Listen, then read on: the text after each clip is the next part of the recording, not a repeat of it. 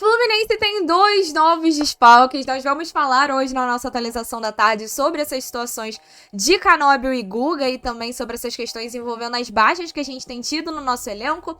Vamos falar também sobre a fala do Renato Gaúcho, que disse que o Renato Augusto está treinando, né, para substituir o Everaldo quando precisar substituir o jogador em campo. E falar, é claro, também sobre a situação na Sul-Americana. Então vem comigo para mais uma atualização da tarde. Meu nome é Julia Cunha e esse é Dominada pelo Flu. Já solta a vinheta.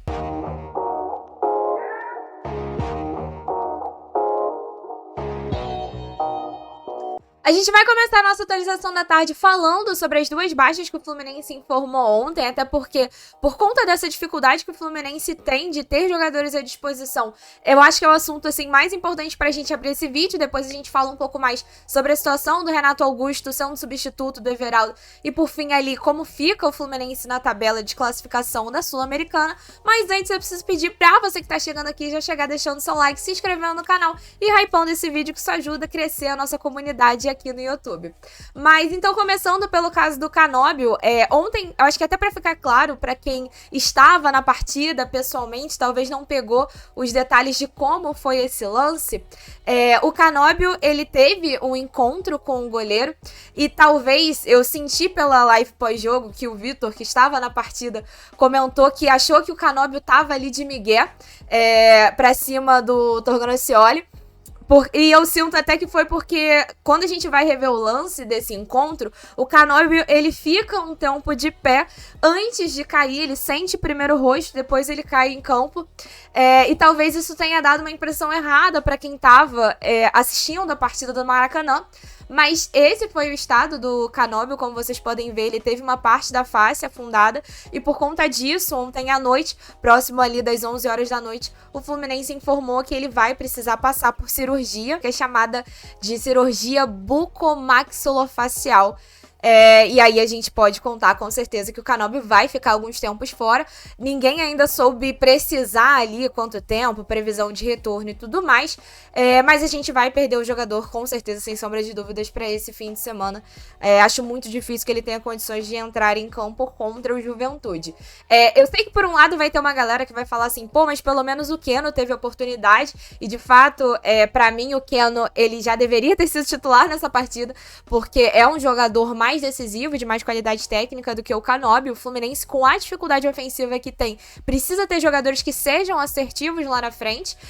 Só que ao mesmo tempo, a lesão do Canóbio, ela não é ruim apenas pela saúde do atleta, que obviamente é uma preocupação, mas também para o Fluminense, porque a gente está falando sobre o Keno, que é um jogador um pouco mais velho, que não aguenta a batida de todos os jogos ali, 90 minutos sem cansar. Inclusive, ontem na coletiva de imprensa, o Renato fala que ele tira o Keno em campo a pedido do próprio Keno. E, enfim, com relação a isso, não tem muito que a gente falar. O Keno, inclusive, havia sido poupado por controle de carga na última partida contra o Atlético Mineiro. Então, por mais que eu prefira o Keno como titular no lugar do Canóbio, a ausência do Canóbio em termos de elenco, em termos de rodagem, em termos de você ter peças para poder mexer no grupo, faz muita diferença sim. E além do Canóbio, o Guga também é outro jogador que teve uma lesão constatada. O Fluminense informou isso ontem quando enviou a informação de lista de relacionados para o grupo de imprensa. E o Fluminense não dá detalhes, tá, de como foi essa lesão. Segundo eles, o Guga saiu do treino da terça-feira sentindo dores, passou por exames de imagem e esses exames constataram uma lesão grau 1 na coxa esquerda, não dando ali detalhes, se é no adutor, se é muscular, nem nada do tipo, mas por ser grau 1, a gente imagina ali que é o grau mais leve, então ele não vai ficar tanto tempo assim fora, mas até por não ter detalhes, a gente não vê ninguém dando nenhuma previsão de quantos jogos o Guga vai ficar de fora. Acho que, mal comparando, o Lima foi um jogador que teve uma lesão constatada dessa mesma forma, sem o Fluminense informar detalhes, que tirou ele de campo. Ele não pôde entrar no jogo do domingo contra o Galo. também não ficou à disposição para essa partida, então eu imagino que pelo menos, no mínimo ali, a gente tem 2 jogos sem o Guga, já contando esse jogo contra a União Espanhola e o jogo do fim de semana, mas na próxima semana talvez a gente consiga ter mais informações para saber como vai ser essa evolução e ter mais ou menos uma ideia de quando o Guga volta ao time. E aí, de novo, uma pena, né? E eu acho que do Guga tem uma outra situação, porque o Samuel Xavier é titular do time, é um jogador que, no geral, tá sempre à disposição, não é de se machucar muito, então você talvez não sinta essa necessidade de ter o Guga à disposição, mas ao mesmo tempo eu acho ruim porque a gente tá em um momento em que a nossa lateral esquerda às vezes tem uns problemas, em alguns momentos a gente considera que o melhor é quem está no banco, e eu acho uma pena até porque o Guga fez uma boa partida, em La Paz, dada, obviamente, as condições e as dificuldades da partida, que foi jogada na altitude. Era um jogador que antes de se lesionar a primeira vez, que foi muito recente, ele vinha tendo oportunidade como titular, ele se lesiona, o Samuel Xavier reassume essa titularidade, quando volta, logo volta já se lesionando de novo, então acho uma pena até pro Guga poder ter uma sequência para ver se ganha oportunidade nesse time titular ou não. Acho bastante ruim isso. E aí outro jogador, e aí com esse a gente não fala em relação à lesão, mas todo mundo fica se questionando como vai ficar a situação do Everaldo. O Everaldo foi bastante vaiado na partida de ontem. Inclusive, o nosso amigo Vitor, o mesmo que falou, que ficou na dúvida ali com relação ao Canóbio, ele fala que a torcida vaia o Everaldo na hora que ele vai bater o pênalti, né? Então, tipo assim, antes mesmo dele errar, ele já estava sendo vaiado, o que eu particularmente não consegui ouvir muito ali da transmissão. Ouvi as vaias depois, mas não essas vaias que acontecem antes dele bater o pênalti. A gente falou bastante sobre esses detalhes no nosso vídeo de análise, que inclusive eu vou pedir pra você essa moral pra passar lá no nosso vídeo de análise. Eu postei ele hoje de manhã cedinho, e como é um horário que eu não tô muito acostumada a postar, ele não deu tantas visualizações assim. E é muito bom que os vídeos aqui do canal, eles performem bem, até pra gente conseguir coisas maiores pro canal mesmo, como patrocínios e tudo mais. Tudo isso depende do engajamento aqui. Mas lá eu falo mais especificamente sobre as emoções que me suscitaram toda essa situação do gol, do pênalti. Aqui eu vou focar no que o Renato fala na coletiva de imprensa. Eu acho que a gente pode imaginar pra sequência. O Everaldo, acho que ele vai sofrer com vaias no próximo jogo. Acho que a não ser que ele faça uma partida muito boa, seja um cara muito decisivo no jogo contra o Juventude, a tendência é que ele seja bastante cobrado no próximo jogo no Maracanã. E, obviamente, isso não é bom nem pro desempenho do Everaldo, nem pro desempenho do coletivo. Só que ao mesmo tempo você não controla a arquibancada. A arquibancada é passional. Não adianta o Renato achar que ele tem o poder de falar assim: olha, torcedor, não vamos vaiar ele não pra ele poder desempenhar bem, que isso não vai acontecer. Então você fica se questionando, né? Everaldo vai continuar tendo oportunidades, ele vai ser substituído. Muita gente falando, não dá mais pro Everaldo. O Renato, ele defende bastante o grupo nessa coletiva de imprensa, e sobre essa questão de jogadores com falta de confiança, que ele foi bastante perguntado quanto a isso, ele fala que o que ele tenta fazer é dar confiança ao jogador, e ele fala que ele não tem como tirar, porque se ele for tirar um jogador cada vez que a torcida arruma uma implicância, ele vai precisar ter 500 jogadores pra poder colocar em campo. Obviamente ele faz uma brincadeira ali com um exagero, mas que também não é tão exagerado assim, né? Porque, de fato, ali, jogadores, às vezes, por uma falha, a gente reclama. Se toda vez que um jogador falhar, ele tiver que trocar, ele vai precisar de um elenco muito maior do que ele tem à disposição hoje. Só que todas as respostas dele dão sinais de que, olha, galera, entendo, vocês têm todo o direito de vaiar, mas, assim, é a peça que a gente tem. Eu vou passar confiança pra ele, ele vai continuar sendo titular nessa partida. E aí, com relação ao substituto, né, o que vai fazer, então, quando você precisar trocar o Everaldo no segundo tempo, ou quando você não tiver o Everaldo à disposição, até porque a gente vem sofrendo com muitas lesões, o Everaldo, ele não tá, como se fala, ele não tá livre, né, de poder passar por uma situação dessa também. A gente tem que ter ideia de quem vai substituir o Everaldo caso alguma coisa aconteça, caso precise poupar e tudo mais. E bem, o Renato Gaúcho falou que o Renato Augusto é quem está treinando para assumir o lugar do Everaldo quando ele precisar substituir o Everaldo, tirar o Everaldo de dentro de campo.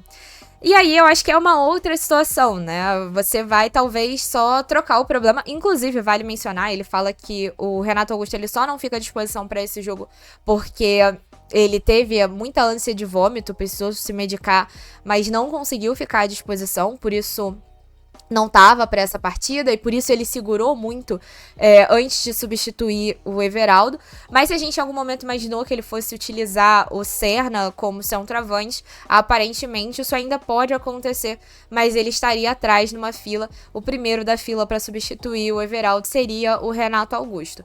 Eu acho que é um pouco você trocar o problema, porque se o Renato Augusto ele não entrar desempenhando bem, vai passar pelas mesmas questões que o Everaldo, né? Mas enfim, é ver como isso vai funcionar, galera. Eu confesso que, assim, é tanta loucura que tem sido esse início de temporada, né? Porque parece que já tem muito tempo de temporada, mas o Campeonato Brasileiro, por exemplo, acabou de começar. Pelo menos as competições mais importantes do ano começaram não tem tanto tempo assim. E a gente já vem precisando fazer muito quebra-cabeça para poder resolver os problemas de um elenco, de um time, na verdade, um clube que gastou bastante no início da temporada, reforçando o elenco, mas que aparentemente essas peças não foram suficientes para dar conta das nossas necessidades. Eu acho que isso a cada jogo fica mais evidente. Assim, eu vou estar na torcida pro Renato Augusto desempenhar bem.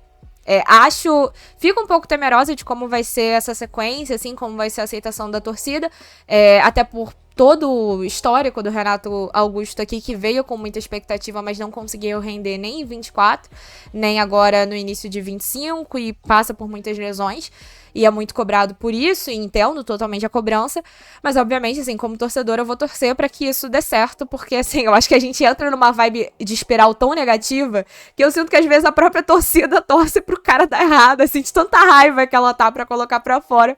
Eu acho que esse não é o melhor caminho, né, até porque o melhor caminho pra gente ter uma saúde mental boa e voltar a comemorar ver o Fluminense bem em campo. Seria ótimo que fosse com as contratações que a gente talvez imaginava, mas se não pode ser com essas contratações, que seja com quem está aqui, né?